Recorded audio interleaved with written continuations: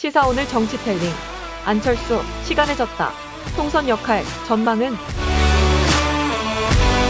정세훈 정치평론가에게 묻습니다.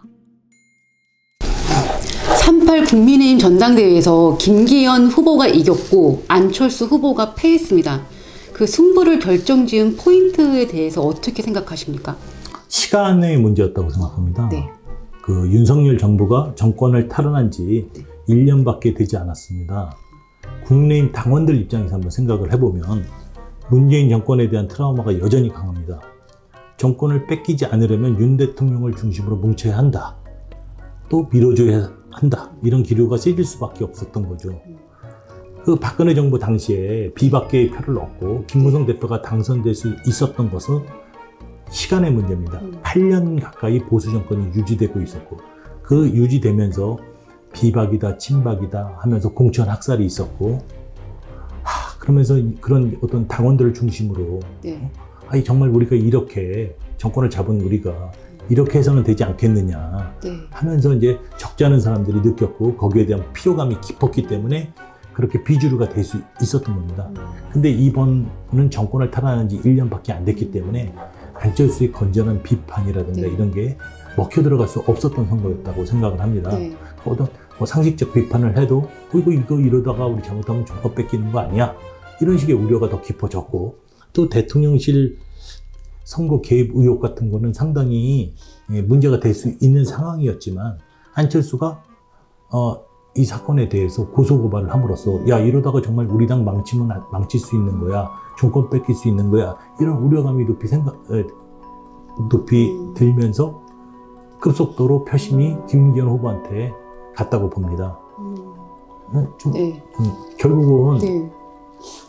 선거를 결정짓는 이 시간입니다. 그래서 이 언제 치러지는 선거냐 이걸 잘 판단을 해서 어떤 선거 전략을 짜야 되는데 안철수 후보가 거기에 미치지 못했던 것으로 판단됩니다. 그럼 안철수 후보는 친윤으로 갔어야 했을까요? 처음부터?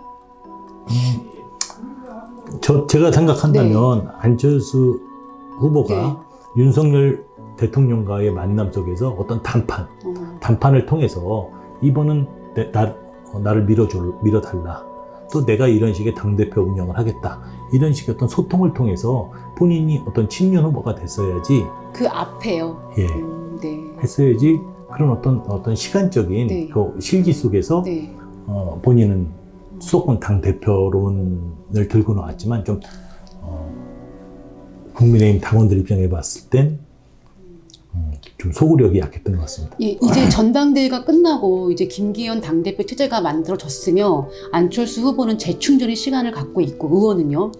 그럼 이제 안철수 의원은 어떻게 되는 것인가, 어떻게 해야 될 것인가 또 이런 과제가 남았습니다. 어떻게 생각하세요, 이제 앞으로? 뭐 안철수 의원은 의원으로서 당내 의원들과 열심히 소통을 하고 거기서 이제 안철수에 대한 그 진가를 서로 소통을 알리고 그리고 뭐 대국민과의 소통을 통해서 본인의 인지도를 계속 상승시켜 나가면 뭐 기회가 더 있을 것으로 봅니다.